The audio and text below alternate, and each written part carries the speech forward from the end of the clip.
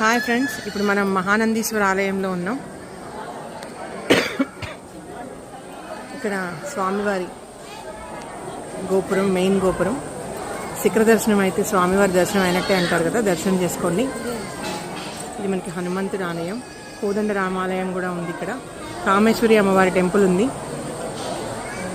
And ఇక్కడ విశిష్టత ఏంటంటే ఉద్భవించిన లింగం నందీశ్వరుడు తొక్కిన ఆవు తొక్కిన పాదాలు ఉంటాయి, అలా కనిపిస్తాయి అన్నమాట. కామేశ్వరి అమ్మవారు.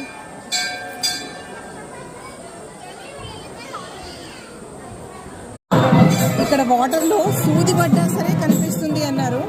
నిజంగానే కనిపిస్తుంది, అంత తేటగా ఉన్నాయి. ఆ నందీశ్వరుడు, ఆ శివుడి విగ్రహం కింద ఉన్న నందీశ్వరుడు పాదాల నుంచి ఇది జనరేట్ అవుతాయట ఈ వాటర్. చూడండి, దర్శనం చేసుకోండి.